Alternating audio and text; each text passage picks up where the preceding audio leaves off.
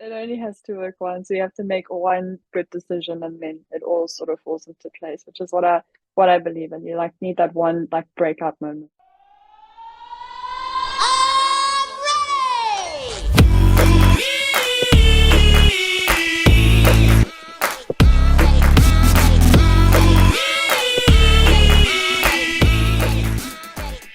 Welcome to Ballers Brew, the world's hottest sports podcast. I'm your host, Michael Bromfield, and I'm thrilled to have you join us for another exciting episode. At Ballers Brew, we dive deep into the latest topics and trends in the sporting industry, offering diverse perspectives and thought-provoking discussions. Whether you're a passionate fan, a professional athlete, or simply a sports enthusiast, this is the place to be.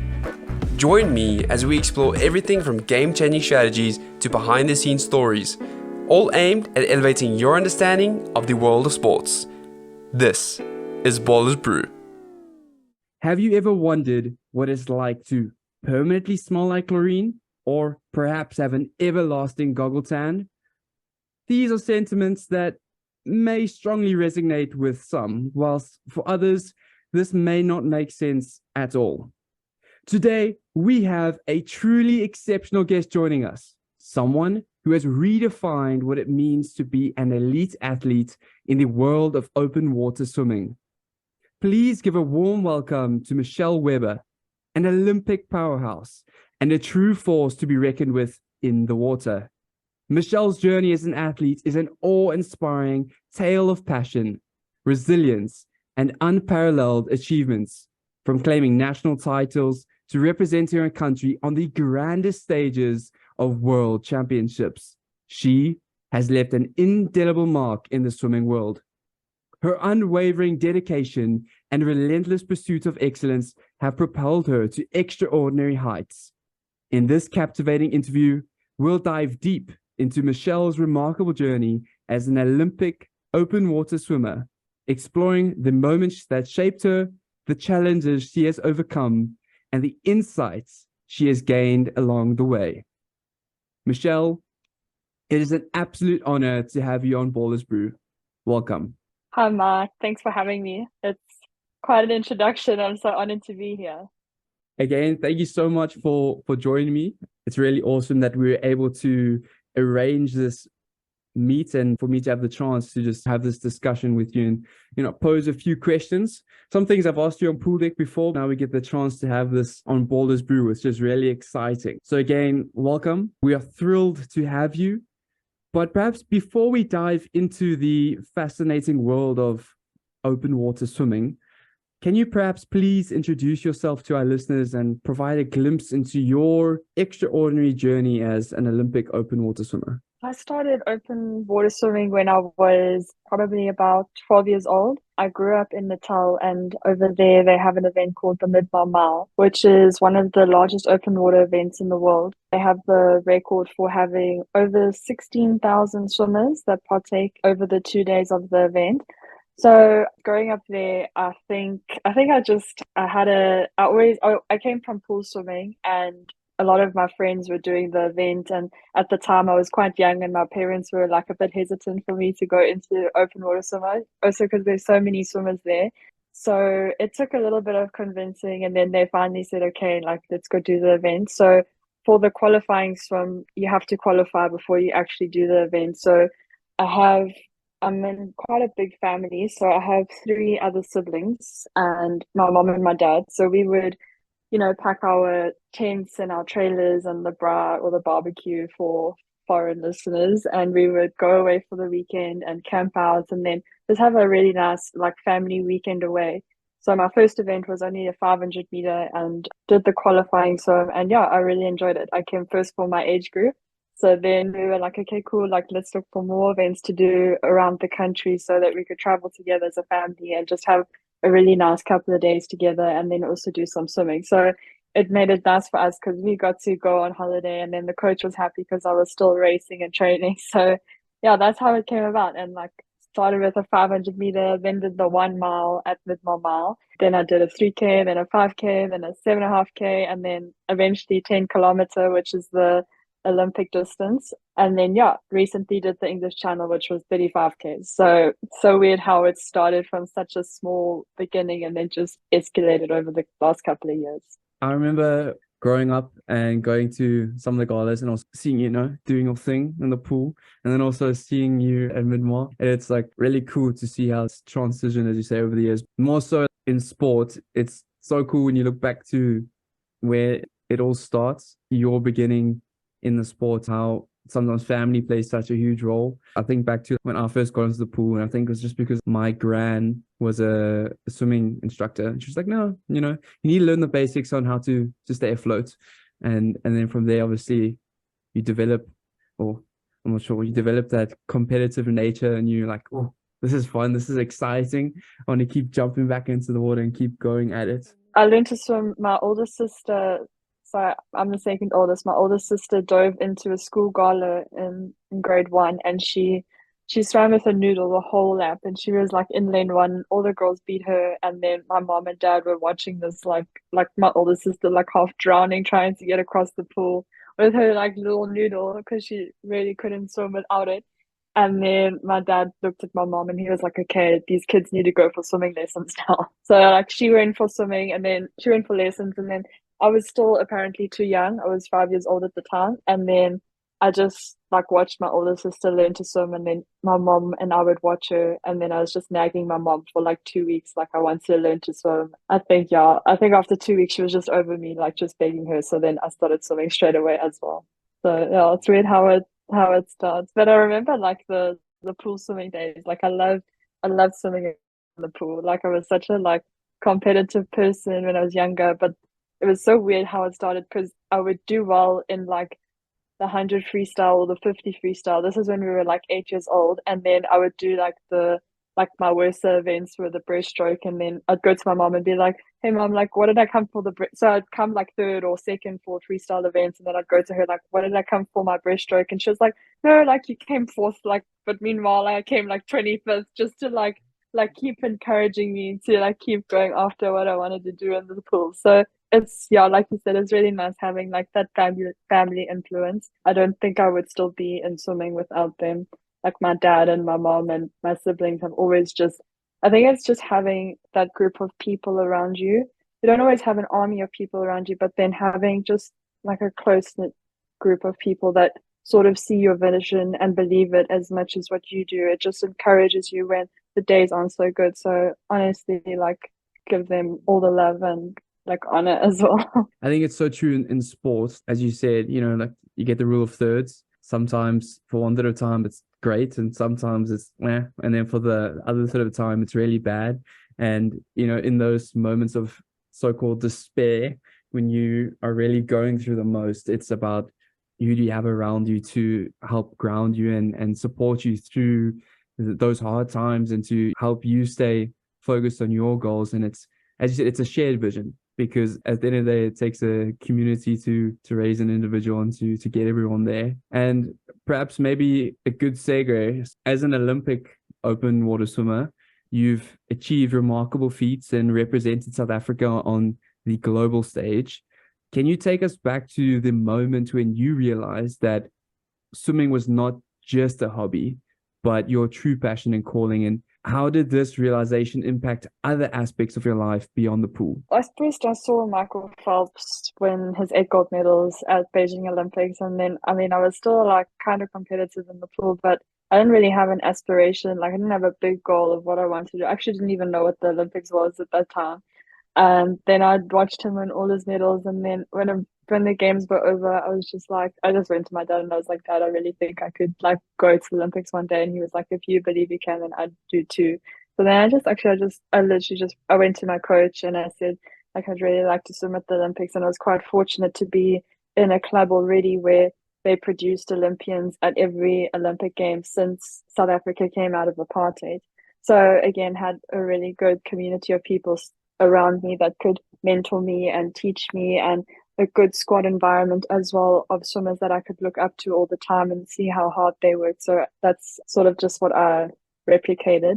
But I think when I did my first junior open water world champs back in 2012, and I came first for the event. So after I won my first world title, I was like, okay, like this is pretty cool. It really, and it was still before I even qualified for Olympics. So then, like the excitement and the aspirations to go for the 2016 Olympics was just like such a fire inside of me. So it just kept going. I'm just thinking back to because that was at Seagulls, right? No, I was still at Alistair Hatfield. So he trained at Kings Park pool in Durban. I don't know if they still train there, but he trained Rian Skuman. He's coaching Henry Skuman still at the moment. Henry's a triathlete, but like obviously his swim leg, he does all his swim training with Alistair. Chad Ho is there, Catherine Meekman is also there, was there. So yeah, and then I moved to Seagulls in 2014. Just before Rio Olympics. You touched on obviously 2008 Olympics, Michael Phelps winning 8 gold medals, and obviously the most decorated Olympian of all time, and perhaps arguably the GOAT of swimming. And I remember also post 2008 sitting in, I don't know, I think we'd gone away with our family, and I don't know if my uncle had a big passion for swimming, and he was really trying to entice me. He was like, look at this man and these great achievements. And he was showing me all of Michael Phelps's videos prior from 2004 to 2008. He's like, oh, brilliant. This is great. This is what we need. And I was like, this is cool. This is neat. And I always like remember is saying the more you dream, like the further you get. So don't put a limit on anything. And I feel like it's so true in everything, like you said, as a young child, or I can't figure out ages right now, but 2008, you have that aspiration or that dream for for the Olympics, and it's that, okay, yeah, I can do this. This is cool. I'm gonna work towards this. And then you said, like, just having those people around you to help drive and get you there. It is so weird looking back. You're so young, and I was 12 years old at the time. I think, yeah, I would have been 12. And I think it's just like you have such a like childlike faith almost. You just like you see someone do it and you're like, oh, okay, if he can do it, I can do it. And I just remember sort of like just diving in the water, and I would sprint like from warm up till cool down. And I did that every single session. And like I think my coach and the other swimmers were a little annoyed with me. And that's how I also think I got such a big base for endurance swimming, because I would just like sprint like the whole 6 kilometer session or 5 kilometer session or 7 kilometer session when I was so small. And I just went ahead and did that, and then I got really fast in the pool. So and then from pool to open waters. So it's just so weird when you go as a kid with just like your eyes set on the stars and just knowing you can do it, and then you just like go. Whereas now a little older, you're still scared and a little bit like overthinking things, and like, oh, he could do it because he has like the best coaches and the best videos and the best like everything. But then, back then, like we were like competing with some of the best swimmers in the world, like as a junior, but we just went ahead and did it. I still remember I had no idea about nutrition or anything. So before my open water events of junior worlds, I honestly think for dinner I had like a bowl of soup and like a few slices of pizza. Whereas now I'm like meal prep, like getting everything in order like the night before my events and just making sure everything's like perfect. But yeah, it's just sometimes I feel like you just need a little bit more of that like childlike faith almost. Yeah. No, that is very true. And it's like you say, I think as a child, you kind of have blinkers on because you're not really aware of all the external factors and things that are going on within the world and how that may influence you in the pool and out of the pool, where for you or as a child in sports, just like, okay, cool, I'm just gonna go play. And you just dive in and you give it everything you can, and there's literally no holding back. For me, I always think there's obviously pain threshold, but you just like, I don't care. I just want to win. And you want to be as fast as you can, and you're going to give it everything you have all the time. It's like, cool. Okay, no. Exactly. I can do that. But exactly. With that, right, I'm just thinking, obviously we're touching on this childlike faith, which obviously encapsulates vision, and it taps a little bit into motive and drive. And you mentioned it earlier, and throughout your career, you've achieved numerous national titles, and you've had world championship appearances. And please correct me if I'm wrong, you've broke the record for the English Channel crossing for this. Yes. So yeah. Well, for the females, for the South African females. South Not the African team. overall record. South I'll African still try and get that one. Yeah. team. So, what fuels your determination to continually push your limits and strive excellence, not just in swimming, but in all aspects of your life? I think, I was for the English channel, that was never a goal of mine. I didn't even know what the English channel was up until basically until I signed up for it. And got myself into this whole like training regime trying to swim 35 kilometers from England to France. But I was with some swimmers in Cape Town. So here in the Cape, the water's a lot colder. So for English Channel, the water is quite similar in temperature to here in Cape Town. And yeah, a lot of them had done it and they were just talking about it. And when they were talking about it, I just had like something in me that was like, okay, like, hey, like I could probably do this as well. So then, yeah, 2 weeks later, I signed up for it and then started training for it. But I think it was such a spontaneous thing. But my mom always said to me that I had such a ambition and such a drive that if I saw something, like if I envisioned something, like there was nothing that would stop me to go after it. And I think I saw myself swimming English Channel, and I envisioned myself getting to the Olympics one day.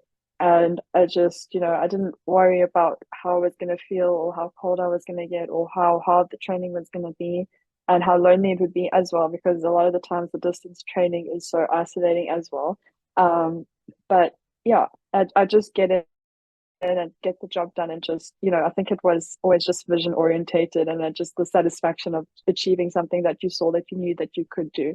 I think now in other aspects of life, so outside of the sports and outside of the pool, I mean it's nice, like I've really I've learned so much from the sports and pushing your boundaries and every single thing that you do. So a couple of years ago I was in Italy for a training camp and quite blessed with the opportunity because they were some of the greatest distance swimmers in the world. So I got to train with the national team there, and the training was like grueling. It was so hard. They would swim between 90 to 100 kilometers every week, like year round. And so yeah, I was swimming with them and I was absolutely dying. I was far behind all the other girls that I was training with.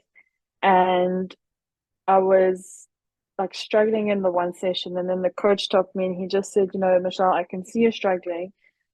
Don't worry about it. Keep swimming, but while you're swimming, like find a solution to help you swim better. So from that moment on, up until now, every time I get in the water and things aren't actually going, like the set isn't going the way I wanted, or things outside the pool aren't working out so well, I'm just like, figure it out, find a solution, whether it's fixing what's going on inside of your head or whether it's, changing your stroke a little bit or adapting, like just the smallest like twist of an ankle can change so much in the sport. I think you would know that as a sprinter as well, like those little things play such a big role at the end of your race. Or if it was, so yeah, it was actually just getting in the water, trying to swim the best that you can every single day and just actually just trying to figure it out. And I think that mindset is very much like what I do now. So if I have a goal in my work or my business or something that I see myself doing that I'll be really good at, then I put a plan in place, set some goals, and then just try my best. I mean, you fail a lot. You fail so many times, but I guess it's just it only has to work once. It only has to work for like 10 in your case you have to work for like 20 seconds because that's how fast you are on a 50. I have to get it right for like 2 hours, but it only has to work once. So you have to make one good decision and then it all sort of falls into place, which is what I believe in. You like need that one like breakout moment. It all stems back to what you refer to as being picture orientated or being vision orientated. And I think personally, you can often get lost in the process without having a clear direction as to what you are trying to achieve or what is the dream or the purpose for why you're doing what you're doing and the reason for why you're there in that moment and trying to stay present. And it's really cool because you're talking about you looking forward and you're going, okay, this is what I want to achieve. This is how I can get there, and how am I going to take the right steps in order to achieve that outcome at the end of the day. But simultaneously, and you touched on it in terms of training, like you're in those moments in the pool and you're by yourself. And one of our coaches recently said that, they can only provide you with perspective or with inputs on what you could do to perhaps better yourself in the water, your stroke, your technique. But you as the athlete at the end of the day need to be the one to execute those decisions and to make sure that you are consistently doing that, going back to the visions, that you're working towards those ambitions, those dreams, those desires, to make sure that you're going to be working towards what you can do, which is really, really cool.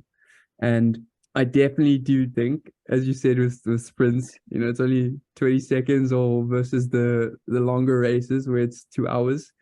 It's a different ball game. But as you said, you just need that one moment, that one chance where everything clicks and works out for you. And it's about being able to play the cards that you dealt on the day to ensure that, okay, cool, let's go out there and get this. Yeah, no, 100%. I think it'd be a lot more. I think I would enjoy being a sprinter, but I'm not very good at it. So I need to join you for some sessions so I can improve my game. But I don't know, the open water, yeah. I think the open water swimming as well, you have so many times that you can mess up going around like the turning buoys, and there's a lot of drafting because you're swimming with so many swimmers as well. But a lot of the times it really does come down to like the last 50 meters because that's when you're sprinting as well. I even saw, I think it was world champs now, the men's 10K, and it was like a photo finish for third and fourth between Australia and Germany. And I mean, as you say, it's literally neck and neck up until those last split seconds. And who would have thought in a marathon that would be the case? But you need that bit of explosivity in you. Yeah, so I'm gonna have to join you for some training. Teach me how to swim faster. Whoa. Hey Ballers Nation, quick break in the action. Thanks for tuning into Ballers Brew. If you dig our fresh take on sports, please rate, review, or share the podcast. It only takes a moment, but it makes a huge difference. Thanks for the support. You tapped into it earlier and you said long distance training in general. I don't want to assume, but you referred to it. It's training in isolation, especially for your prep towards the British Channel. You're covering, I think you said it was 35 Ks in the channel, as opposed to your standard national event, which is 10 kilometers. And any open water swimming events, endurance plays a crucial role, both physically and mentally. How do you maintain peak physical condition whilst also nourishing your mental well-being? Are there any specific self-care practices or lifestyle choices that contribute to your overall performance and success? I think being focused in your sport is very important. I think like the why you're doing it is important as well. If it's for the wrong reasons, you're never going to actually have the right drive. I think I've found balance in enjoying what I do. So I get in the water, and yeah, it is quite isolating. But I found a lot of peace in it, and I found enjoyment in it. So when I get to the pool, I'm on pool deck and I'm swimming all these kilometers. I'm just like, I still really love this, and I love being a peace of mind here. And yeah, it's a nice space for me. It's like it clears my head a lot as well because life gets busy, but I think it's very quiet in the water, so I enjoy it there. But yeah, balancing life outside of sport with sport. I think like we spoke about earlier, having a good community of people around you that support you and look after you. And yeah, I think that's the most important thing. Just having that family and really close friends who really, really love you and will go to the ends of the earth for you is probably what's gonna make you a good athlete. But yeah, also as you said, having the right mindset when you get to the pool is so crucial. And yeah, understanding what failure is, understanding what comes with success. I think, yeah, I've always been quite religious, so I definitely give all glory to God, and I don't think I don't think I'd be here without him as well. So just being grounded in that as well has just been a huge benefit in my sport as well. A lot of things fail, but yeah, that doesn't really. So yeah. I think, well, maybe something I wanted to try and tap into. Earlier we referred to the childlike mindset where, you do things with blind faith, so to speak. There's no fear for the unknown. However, as we get older, as we said earlier, you become more aware of all these external variables. And I'm not sure if you're aware of the swimsuit guy, otherwise known as Sunny Trigg. So he recently posted a video where he shared one of the German national sprinters at the age of 38, posted a lifetime PB in the 50 going 22:3, if I'm not mistaken. Wow. And Okay. I thought this was, it's quite insane. And, it's really, really cool that at that age, you're still able to perform. And it goes hand in hand with wanting to have that childlike faith. So like now you mentioned earlier, with experience, you start to become more adapted to the nuances that may occur within the day-to-day swimming. And it then stems into, why do you do what you do? And to continuously want to get back into the pool and to want to train and not fall out of love with what you're doing. I think, and Sunny touched on in this video, and I've seen it with individuals that I've swum with, that, through high school, there's this tendency to fall out of love with the sport, or maybe perhaps specifically within South African swimming, that, if you haven't made it by the age of 18, then it's time to drop out, where there's so much longevity within swimming in itself. And there's so much that the sport in itself can give back to you as an athlete. Yes, 100%. It's great. Like, sorry, I think I lost you for a second. Sorry. It's all good. I think it's amazing. I think, like we did say earlier, how, when you're younger, you just go in and do it. But I think, when you look back at that and when you go back to what you're doing, is as long as you're learning the lessons along the way, I think it's gonna get you to where you need to be. My mom taught me like one of the most important lessons of my life. She said, life is going to throw a lot of tests at you. She said, like, imagine you're in an exam room and you have to write a test. And she said, you can write the test and fail it, or you can, look at it, do half of it and get up and leave. But she said, it doesn't matter who you are or what walk of life you've come from. Just know that one day, whether it's in 5 years or 10 years, or sometimes even 40 years from now, that you're going to have to sit back down and write that test. And she said, the quicker you learn the lessons, the faster you can move on. So how I mentioned earlier that my coach said, find the solution. I try to find the solution, but I try to learn the lesson as well. Otherwise, I'm just going to be swimming and bouncing between two walls and never knowing like what I'm supposed to be doing different. So I think it's about growing as an athlete and changing things all the time. I heard an interview with Caleb Dressel. You know him, right? So your idol. And he was saying like he would like do swimming, and then if he's swimming and he can think of something that he can change in his stroke, he'll like hop out the pool, and he had a notebook where he would write it down. So like I have a notes folder on my phone where I like jot things down on how I can change and improve my times or improve my sessions as well. So I like coach and I write my own sets, and I've been doing that for the last 6 years. So Yeah. it's like it's been so amazing to see how much your body can take and handle and how it can adapt to the sport and with other athletes. And yeah, it's such a humbling experience. Sport is so humbling. But I think when it comes to being an athlete, and if you are an athlete and you want to see yourself still competing at 38 or 42 years old, love what you do. Get in every single day and just love it. Have a goal. There are going to be failures, but keep your eyes so fixed on it that nothing's going to shake it. And I promise you, if you have that vision and you have that drive and your work ethic, it's going to get you there. But also, if there's one piece of advice that like I could give, I really wish that before I started my swimming career, that somebody came to me when I was younger and just said like, Mish, just like it's not just going to be your hard work that's going to get you there, but it's going to be, your character and your perseverance and how many times you can get back up and like learning the lessons along the way. If you're not Yeah. prepared to take things in and listen to other people and figure things out with your own mind as well. You can only go so far as an athlete, and I think that's probably for me that's the funnest part of swimming. Like in my mind, I like build little puzzles and try to connect everything together. So then it's a lot more fun for me, and yeah, that's what I like it. I Yeah. like pushing the limits and trying to find ways to get faster or to swim further or how to just be better. Yeah.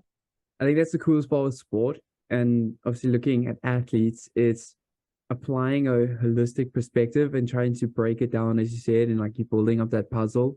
And as it's often said, it's trying to control the controllables. What do you as an athlete have around you that you're able to, have an influence on that, at the end of the day, add to piecing that puzzle together to work towards, having that final image come together, that concept, that dream, that vision, whatever it may be, and piecing it together. And earlier you mentioned obviously how as athletes we love to push our bodies.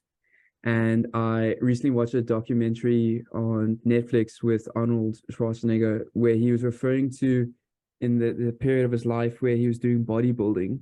He saw it as being the sculptor of your body, and it was having the power and the potential to shape your body in the needs through different means and build your body up.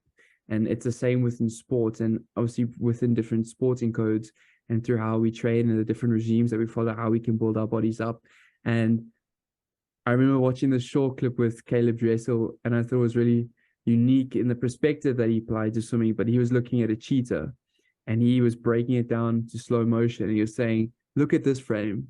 In this frame, you can see its little fingers moving above the ground. But what's cool, its whole body is above the ground. And then you start to understand the efficiency and movements and how this can correlate back into sport, which is really, really exciting. But perhaps, right, going a little bit outside of the sporting realm and tapping into the, as I mentioned earlier, the holistic side of sports. As an athlete, you've had the opportunity to experience different cultures, communities, and breathtaking locations around the world. How has this exposure influenced your perspective on life and shaped your identity as an athlete and a global citizen? Well, I think I think with the travel just as is and you get to meet all these exciting people and experience cultures, it's been so amazing. I think also you get to know a lot of people and how they perceive life and how they look at things and also their backgrounds. I coach a little bit as well. So then a couple, about a month ago, I coached a lady who has autism to swim Robben Island, which was 7.5 kilometers in 14-degree water. I've coached a couple of other people that came from, having cancer and they just like love the sport so much as well. So it's, meeting these type of people that they share their stories with you and you get to see what drives them and how they grow, and it's been rewarding like that. So I think outside the pool and being a coach and also being able to travel, it's been nice. I think it's shaped me, and like I also just want to like travel for the rest of my life. I don't think there's anything better to do than to like book a flight ticket and just getting experience and seeing the world. I think that's the fastest, but I think it's like a wonderful way to learn and to understand different cultures. So yeah, hopefully after I retire from swimming, I will still be traveling a lot more. I've always viewed sports, specifically swimming, as like the doorway to opportunity. And like you said, obviously with that, you've had the opportunity to travel the world. And in swimming, there's so many, I want to say, diverse individuals that have come from around the world to compete at these events. And it's all around the common love or the common passion for the sport of swimming. And obviously on the grander scale, when it's at the Olympics or the Commonwealth, there's a variety of sports, but then it's for the love of the game or the love of the sport. and obviously how that can unite individuals, being the fans or the athletes or the coaches or whoever it may be. But in those times, you really get to embrace the differences amongst all individuals and submerge yourself in cultural diversity and be able to engage with different individuals and learn more about their perspectives on the world. And I think that's really, really exciting that, you know, you get to have that opportunity. And it's really cool that within sport, especially like when you look at the vision of the IOC and how they try and, you know, unite individuals from different backgrounds. Yeah, no, definitely. I think some people have really, I think that's also why the Olympic Games is such a special competition, because it's for the whole world. It's not only just for the best athletes, but they encourage poorer countries to come and participate in swimming. I know there's the one swimmer that's gone viral on YouTube where he's raced his first 50 freestyle at the Olympic Games, and I think it's so incredible to see how sport can bring the world together and have us all cheering on, no matter how like messed up everything is back home or how difficult things are globally at the time in the moment as well. I think a big thing was after lockdown as well. You know, there was so many events that were cancelled, and the Olympic Games was then postponed. But then, you know, everything came back to life, and we had all our events, and the events that were cancelled, they made up for it. And you know, it's so encouraging to see that after how the whole world suffered in such a isolating time, where there was so much uncertainty, that we could still come together, partake at the 2020, which was the 2020 turned into the 2021 Olympic Games, and that we could all still come together and celebrate each other and do what humanity does, and that's cheering on sports and cheering on their countries, and you know, doing it for your family and your friends back home. I think it's just lovely. No, that is very true. And I think maybe a good segue, and I'd love to jump into this, is within sports and for most sports, the Olympic Games are often seen as the pinnacle of an athlete's career. And as you said, like from a young age, it's really something that became that little flame inside of us that really motivated us to wanted to, you know, excel in what we're doing.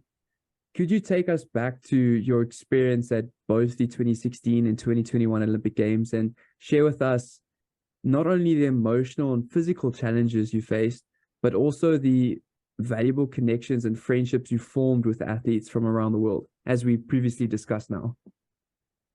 I think the work to get there was extremely hard. 2016 was quite tough, but I think my prep from 2016 to 2021 was probably the hardest ever. Because we moved from the coaches that I had this huge community of people that were supporting me back in Durban, and I had great coaches and great training partners. And moving to here in Cape Town, there, well, one, we didn't have a lot of money at the time, so my mom was battling cancer, and then she actually passed away 2 years ago, and that was like a really, really tough time. So that's how I got it's a long story short, but that's how I got into actually writing my own programs and coaching myself and trying to figure out how to get to the next Olympics. So for about, which was supposed to be 4 years, turned into 5 years of training, thanks to lockdown, but 5 years of training and a 5 year build up of just like really just like grafting and like writing these sets. And honestly, like every day I was like, I don't know if I'm going to be good enough. I don't know if what I'm doing is good enough. And I just kept pushing and I just try to figure it out along the way. And then I'd get to nationals and I was like, okay, it actually like worked, thank God. And then I would like go back to training and then train again and then go to another meet. And it was for some reason and somehow, I mean, I thank God, like all glory to him. I think he helped me, but at the end of the day, it came together. So I think the prep between 2016 to 2020 was probably the hardest prep I've ever had. But you know, I learned so much as an athlete. But then the games itself was so rewarding. When I qualified for 2016, I was so happy because like my sister and my dad came with me to my qualifying race. So for open water, we didn't have to swim a qualifying time. We have to rank top 20 or top 19 or top 25 in the world. So I was swimming a race in Portugal and I had to come in the top 9 spaces. And then, yeah, it was so nice because they were there and I came sixth in that race, which got me to qualify for Rio Olympics. And yeah, I just got out and I was just like crying and laughing with my dad and my sister on the beach. And it was like one of the most special moments I have in my sport. I still have all the photos and I just look back at it and just remember the whole thing. And then yeah, the games itself, it was so awesome to see. We stay in an athletes village, so it caters for under correction, but it caters for over 20,000 athletes and coaches and officials and doctors and everything. And yeah, I think it's so awesome because it's like all these athletes from swimmers to basketball players to rugby players to tennis, they all stay in one little isolated village. So I explained to someone, it sort of feels like you're in a circus because you have like this 4 foot gymnast walking with this like 7 foot or 8 foot basketball player, and it's like all these weird like people like from different backgrounds and different cultures coming together and actually just like celebrating what is sport and just happy to be there. Connections now, yeah, so happy. Like, just made some really good friends in the swimming community and the open water swimming community. Yeah, and I'm just, you know what, actually just friends. I wouldn't say they're connections, but I'm not that like that. Like, I just view everyone as like my friend. So like whenever I feel a bit like down or I'm uncertain of what I'm doing, there's some swimmers that I can definitely message, some based in Germany or Australia or the Netherlands that I can really reach out to and just be like, listen, this is what I'm doing. Do you think this is right?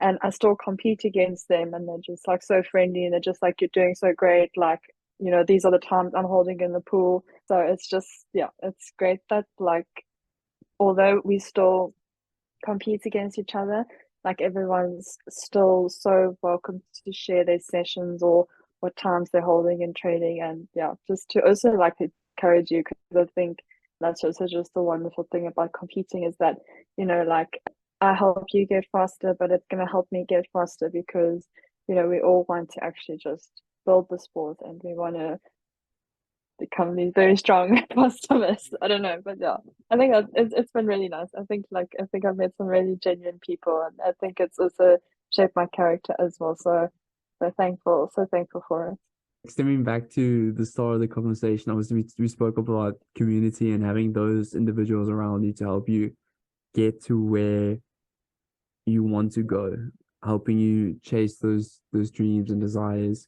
And yeah, I didn't realize the build up that you had to both 2016 and 2021 and the difficulties that you have had experienced or went through outside of the pool, you know, beyond pool deck. Yeah. And it is definitely something that I think onlookers oversee and they don't realize what athletes are often going through beyond the sport itself. And it's something that's often neglected. And as you say, you have this community of athletes who are more than just, you know, connections or networked individuals, but rather friends that you can lean on in times of despair or in times of, you know, inspiration. And it helps you within that community to build off of each other. And I spoke to someone about this the once where we were talking about individual versus community development. And it was looking at how, like, as an individual, you can be so self-driven for success and you can be the hardest worker in the room. But when you're chasing success by yourself, it's always a lonely journey, but you are on a very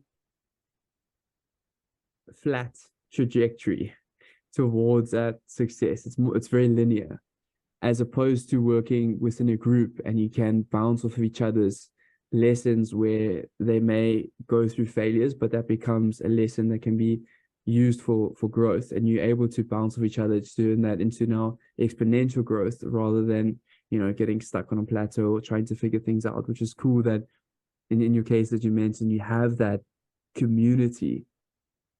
Perhaps in addition to your athletic pursuits, so I did some research, okay? You've also embarked in the Share a Lane project to give back to the swimming community. Can you elaborate on the broader impact of the swimming in fostering community, teamwork, and personal growth? And how does this align with your vision for a more inclusive and supportive swimming culture? Yeah, that was such a fun thing to do because when I was still like an up and coming swimmer, like I mentioned earlier, I was with a really strong squad and I started performing really well as a young girl basically, and I was selected for my first senior world champs when I was only 14 years old. So from a very young age, I was already mixing with people a lot older than me. So I mean, I would be 14 and the girls would be between 24 and 28 years old, and I was going on tour with them. So the age difference was quite big. And I mean, there was maybe like one or two girls, but a lot of the other girls didn't take any time for me. They didn't talk to me, or like they would never sit me down or give me any advice. I never got like any advice from anyone, any swimmer an older swimmer to say, Mish, you're working really hard, like well done, or, change this in your stroke, or don't worry about that swim, you're gonna get up and do better. So I've never had that support from when I was younger from athletes that were with me. So then I think that always like held something on me. So then after my first big meet, this girl came up to me and she said, wow, like you're swimming so well and you're so inspiring to me, like and like that whole thing. So it was like really sweet. And I was probably 20 years old at the time and I think she was 8 years old. So I just like blurted out and was like, listen, like whenever you want to come for a swim, like come and swim with me and we can do just like a training session together.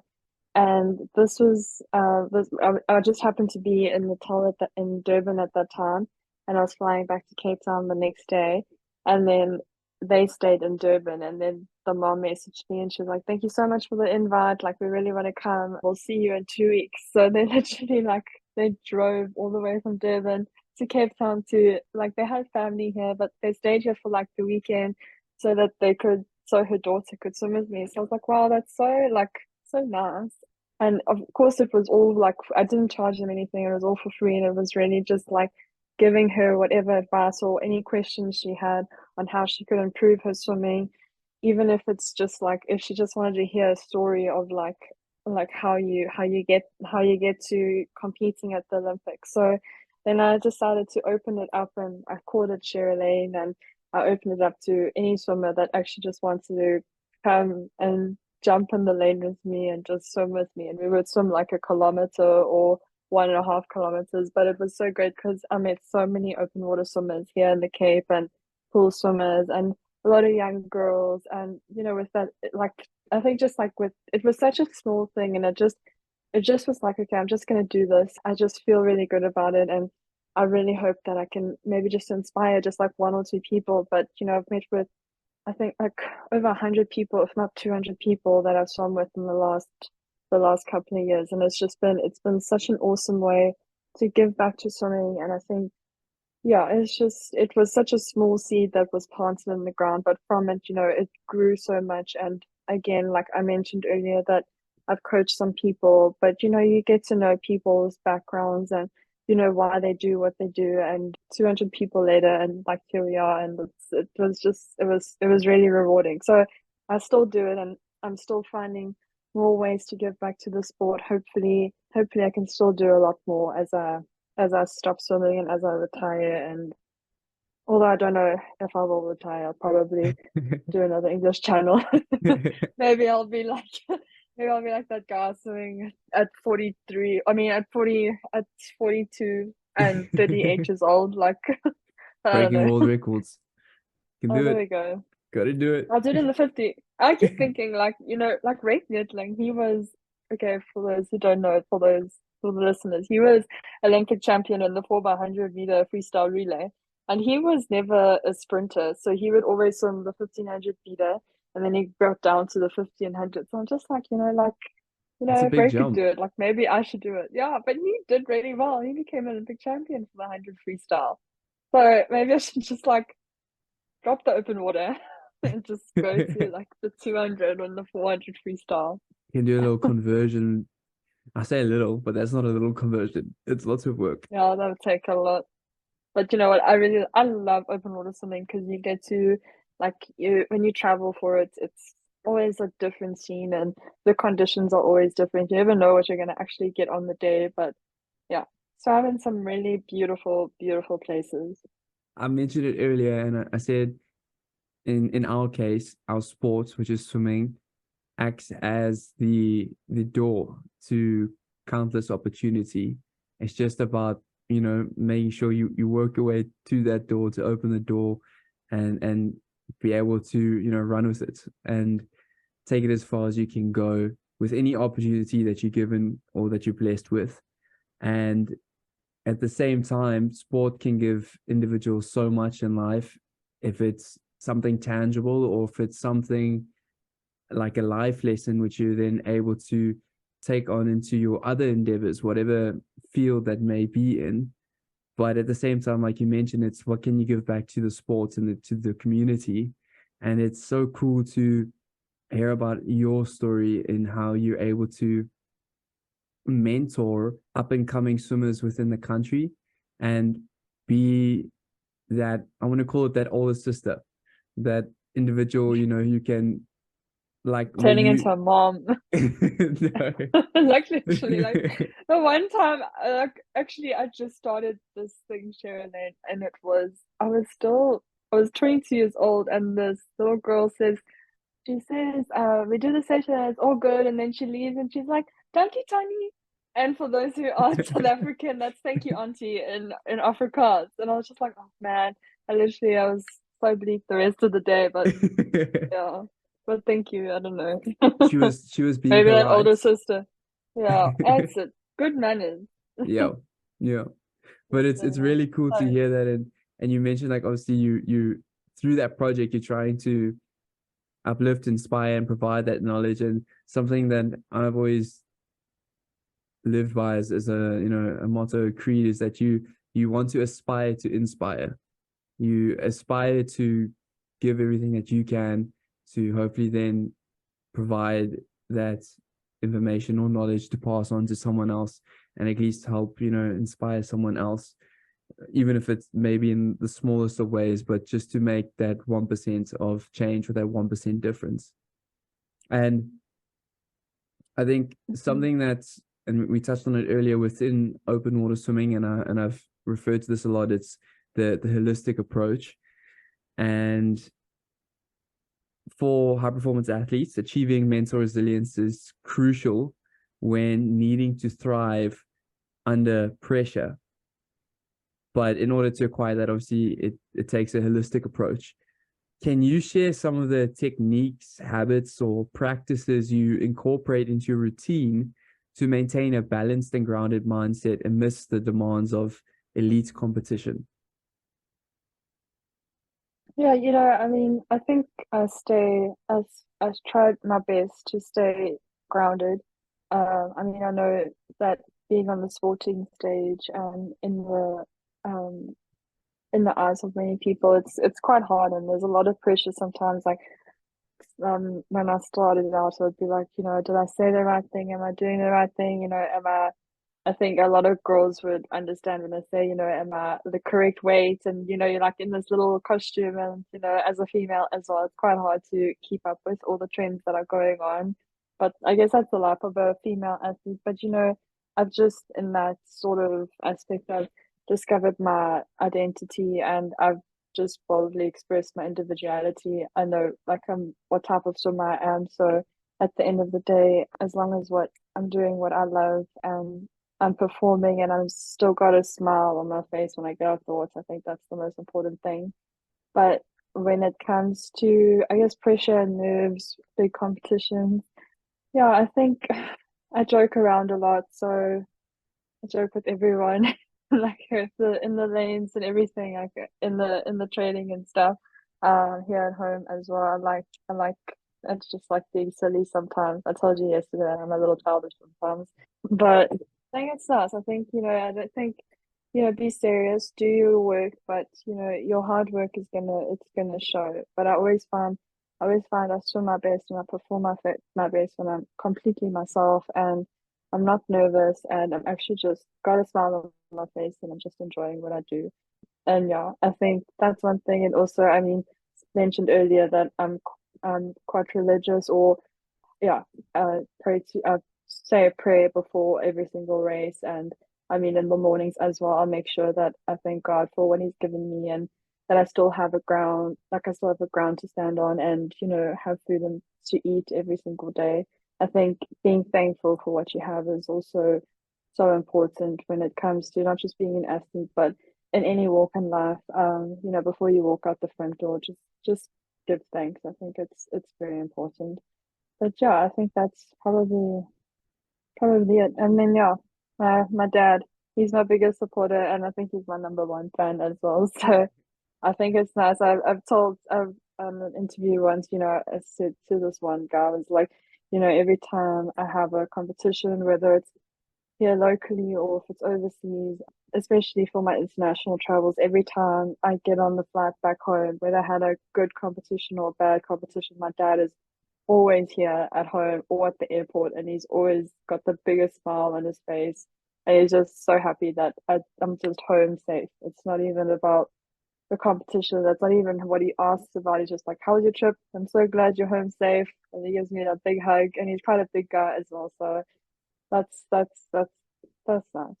Having those people in your corner who back you and support you no matter what, they're your ride or dies to make sure that whatever the outcome is, however you get in there, they're gonna be there to back you. And it's really cool to hear your perspective on how you prep for a comp or an event, whatever that may be. And I say that because obviously before so many races, and often you see it, in the call room, you see guys doing their different routines, whether it's a Chadwick Lowe who's busy shadowboxing or a Michael Phelps who is getting in the zone where it looks like he is turning into a killer. You get the different moods, the different perspectives, and then you get the light-hearted, jovial individuals such as yourself. But we each have our own thing that works for us and that helps us lock in, so that at the end of the day, we can perform, which is really, really cool. As a successful open water swimmer, you've undoubtedly encountered setbacks and obstacles along your journey. How do you approach adversity from a holistic perspective? So again, just incorporating the physical, mental, and emotional strategies to navigate challenges and come out strong on the other side. I know there are a few things that we have discussed prior, but maybe more specifically just on if there is something that you like to fall back onto in those moments of like, okay, Flip, this is not working. Sure, that's such a good one. I think when it's not working and it's trying to, and like that's the other day I was actually like 2 weeks ago I was so frustrated because I was like, like it's always like one step forward, and then as soon as you take a step forward it's like literally one step back, and then you take a step forward, then it's one step back, and it just feels like you're not actually getting anywhere. And you're trying to get that breakthrough moment, and it's like you keep knocking on this door, like trying to get it to open, and it's not opening. And when it comes to those times, I always honestly I'm trying to figure it out myself at the moment, but I think a lot of what we mentioned earlier was definitely basically it. Again, relying on God, relying on family, knowing your why, knowing your passion.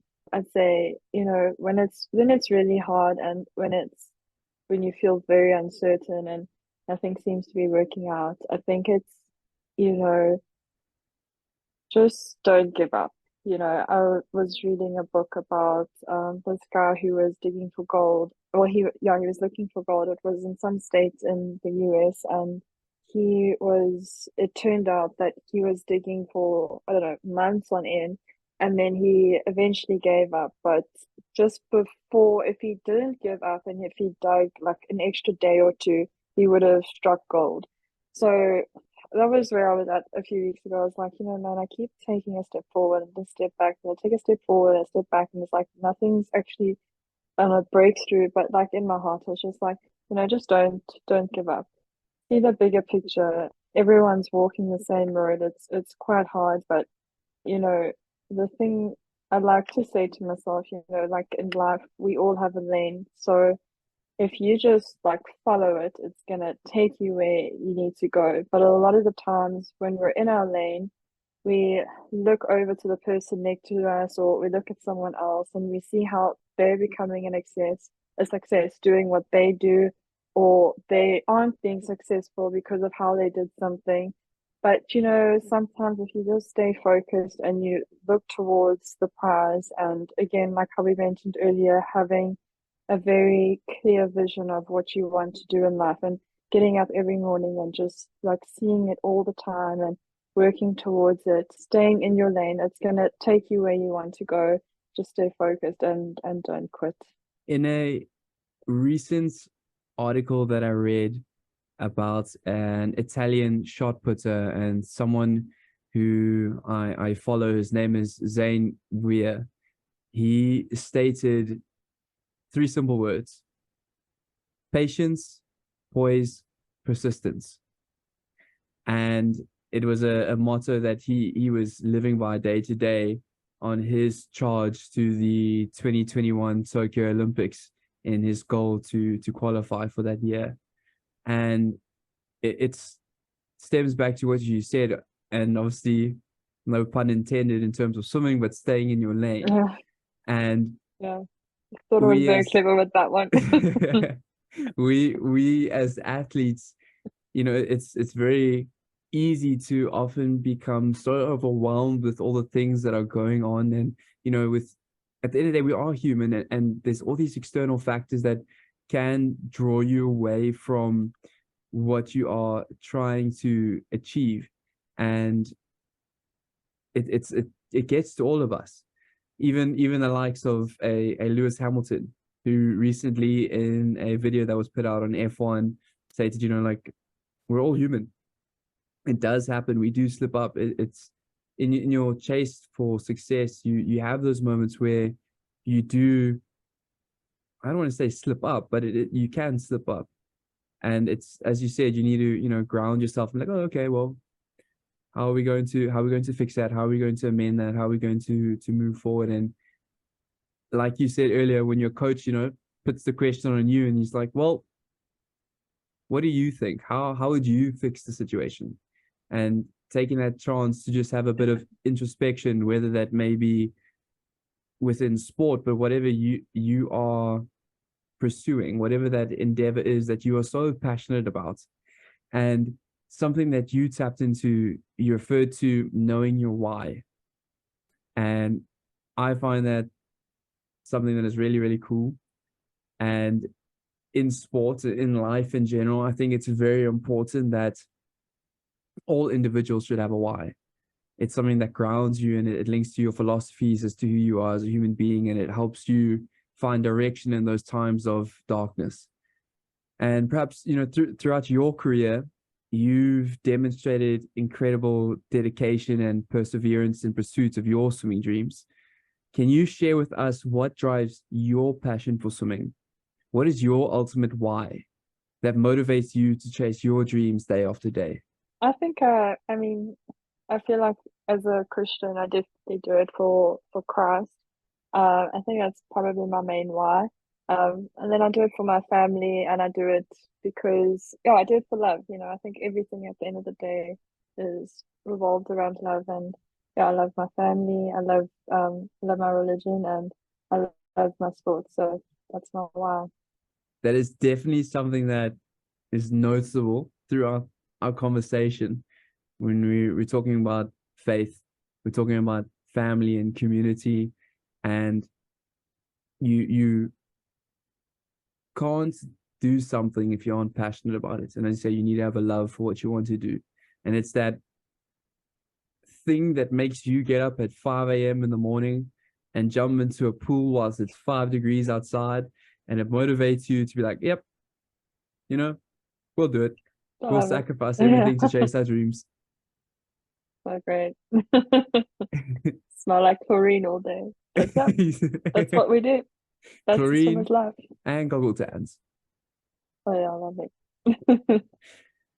A final question that I'd like to tap into, right? So looking back at your remarkable journey, and I keep repeating that on your journey because it is truly an insane journey that you've been on, and looking back at all your achievements, you have really achieved a lot within your space in open water swimming and in pool swimming. Specifically through your journey as an Olympic open water swimmer, can you share perhaps a specific race or event that not only pushed your physical and mental limits, but had a profound impact on your personal growth and development as an athlete? How did this experience shape your understanding of yourself and your approach to the athletic progress? So whether that was from your junior career days all the way up until now. I think a standout swim would have been the English Channel. It's quite hard to pick one. I think there was such a big lesson for every single big swim that I've done. But I think I'm going to choose English Channel because it was most recent. I swam it last year. The training before it was really hard. You're preparing for a 35-kilometer swim, and a lot of people don't know much about the swim. But to sum it up, you swim from Dover in England and you swim all the way to a place called Calais in France. The thing that's tough about the channel is that, yes, it's 35 kilometers in salt water, and the water temperature is between 16 to 18 degrees, sometimes even colder. But in the season where most of the channel swimmers swim, it's between 16 to 18 degrees.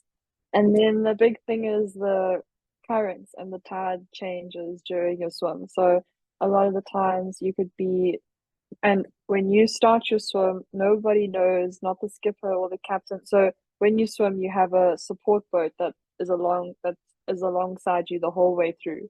So you never actually, well, you'd obviously need one because I don't think anyone would be able to swim straight for 35 kilometers, get like lost and end up swimming to Australia or something.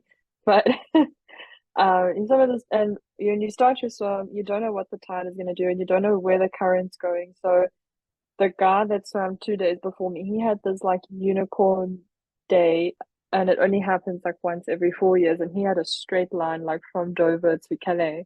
But for the rest of us unlucky souls, we have currents and tides, and when you start your swim, you don't know what the current's going to do. So you start the swim blind, and you you could be an 8-hour swimmer and end up swimming for 14 hours. So you really don't know what you're going to get on the day. But you actually just have to go in and head down and just swim with the mindset that I need to reach the shores of France, like whether I die or not, So the swim itself was so tricky. The training before the time, we did a lot of 12 kilometers and 10 kilometers and 16 kilometers and a few 24-kilometer swims out here in the Cape. We go to this lagoon called Langebaan, which gives very similar environments to what the English Channel offers us because it has a current and the water temperature is very similar to English Channel, and it's salt water. So we did a lot of training camps up there. So yeah, the training before the time was ridiculously hard, and then the swim itself was insane. I started off and the swim looked really good because I had beautiful like sunny day and the water was quite flat, but then halfway through the whole thing like changed, like turned on me. It was like I was swimming in blue water and then the water just literally turned black and then it was like cloud cover, like this very typical English day, and it was cold as well. And I was low-key embarrassed because like we were doing training camps in 13-degree water. The temperature on my channel day was 18 degrees. So the guy that was with me on a lot of my training camps was on the support boat, and I was like shivering, and he was like, "What is wrong with you? Like you've been swimming in such cold water, and now you're shivering in something that's a lot warmer than what you're used to." But when you're swimming for so long in water that's between 17 to 18 degrees, you start to get cold. So my overall time was 10 hours and 21 minutes, which was the South African female record. But it was a long swim. A lot of people ask like, like they ask like, what do you feed on and that sort of thing. So I think like the go-to, it was so weird because I saw one of my friends, she was doing an open water race a few weeks before my channel, and she was taking Nutella for her feeds, and it was so nice. Like so I put like Nutella in this little like Glad wrap, and then I strung it together, and then you forget like the salt water is so intense, and it's in your goggles and it's in your mouth and it's in your costume and you're cold, and then like Nutella was like the best thing I could have had on that feed. I think I ate a whole jar. Yeah. On my swim. That is all good. I think I burnt like 10,000 calories on this one, so it was fine. That But I is think, insane. it was just hard because the uncertainty of how long you're gonna be in the water and if you're even gonna finish. The scariest moment for me was, I visualized and envisioned the whole swim, but the one thing I like completely, I don't know why, but it just slipped my mind. You're not allowed to hold onto the boat or hold onto anything while you're swimming. If you do, then you're disqualified, and then it's an incomplete swim.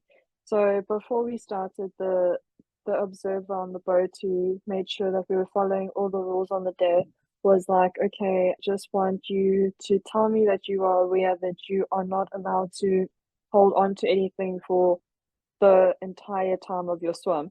And I was like, I nodded, but I got so nervous because I just realized, for the next however long, I'm never going to be able to hold on to like the boat. I'm not going to, obviously, I won't be able to touch the floor, but I was actually going to be alone in this humongous sea of water. And I just had to put my head down and swim through everything. I think the lessons learned from it, I think my mind is a lot stronger now after that swim. It taught me a lot about perseverance and how to get through the tough times. And yeah, took a lot from it. I think it's made me a lot stronger as an athlete. So I'm very thankful for it. It's crazy when you think about it, because my mind immediately goes to world champs, and the standard event is your 10K, but the longest event at world champs is 21Ks, and you did 35. And to be in the water for 10 hours, and as you say, and you said straight from the start, training for that type of event, you're in isolation. And I want to say it's like a pro and con. You have your support crew next to you, which is so important, that there's people motivating you throughout the entirety of the journey and making sure that you're okay no matter what the circumstances are. But at the end of the day, you're the one in the water. And I can only imagine how truly difficult that is. As you mentioned, being a sprinter, our races, usually last around 20 seconds. Yeah. And I think that's quite a big gap from 10 hours to 20 seconds. So I can only imagine it must have truly been mentally and physically tough. I think mentally, like you just have to like figure it out as you go. I started the swim and I was just like, you know what? I'm so glad I'm here. If I'm gonna swim for the next 3 days, then that's fine. So I just went in with the mindset. I was like, I'm swimming for 3 days. It's totally cool. So I ended up swimming only for 10 hours, so then finished. Did you have a favorite song or song that was on repeats in your head whilst you were going through that? I'm not. I have such an extensive playlist. Like you can't ask me one song. I was probably just singing the whole way through. No, I wasn't. I promise you, I wasn't singing the whole way through at all. Probably, I think I'd go crazy if I was singing for 10 hours and 20 minutes. Um, no, I was thinking of, I don't know, you just start to think of all sorts of things. Like you think about your family, you think about your parents, you think about your friends, and you think about, I'd never once thought about my training that I did before the time. You actually just think about all the people that you love, and you just carry on. Yeah. You don't think about the work that you put in. I think whenever I've had a race as well, when it was really hard, at the end of it, you actually just think about the people you love. Perhaps to end off before we close, is there any final advice that you would like to share with the listeners for those who are either passionate sporting fans or enthusiasts, or those that are athletes, or even those that are swimmers that are invested in the journey of becoming Olympians or international reps within their various sporting codes? Yeah, I mean, I think a lot covered on this podcast was, do what you love, find it, and stick to it. But I'd say, keep knocking on the door and don't give up. You never know what's going to be behind it. There's always a lot of, there's a lot of special things that can come from it without you even knowing it. Share a lane was something that I didn't even think much of it. I just thought, okay, I'd maybe meet up with a few young girls and, see what's up and do some training together. And it just turned out to be this really like much bigger thing and made me see a bigger picture on what sport is. And I saw an article today that YouTube wasn't supposed to be what it is. It was supposed to be like a dating site. So, I mean, you look at what YouTube is now, I just say, if you see something for yourself and it's for you, don't let anyone tell you that you can't do it. I've had a lot of, you also get you sometimes get negative talk and people do things a certain way and then you do it differently. And sometimes they don't really like that, but stay true to yourself and follow your heart and it'll get you there. Well, there you have it, everyone. Thank you so much, Michelle, for joining us on Ballers Brew again. I really appreciate your time and joining us on the show. And as we discussed today, looking into the world of sports and being a high performance athlete, or no matter what the endeavor is that you're chasing, but trying to understand or find your purpose, your why, and really engage within that in your passion and finding the love for what you do and surrounding yourself with the individuals that are going to be your support crew, whether it be your friends or your family, but they are going to be the individuals that at the end of the day motivate you when times are tough, but they're also going to help you strive for success through sharing your vision and helping you ground yourself to chase success. And most importantly, really embracing in that childish-like faith and going after your dreams and ambitions and chasing after whatever your heart desires. For those that are still listening all the way to the end, I appreciate your time. And thank you so, so much for joining us on Ballers Brew. And as always, I promise that there will be many more episodes to come with exciting and engaging content. For now, that is it. I am your host, Michael Bromfield, signing out. Ballers Brew.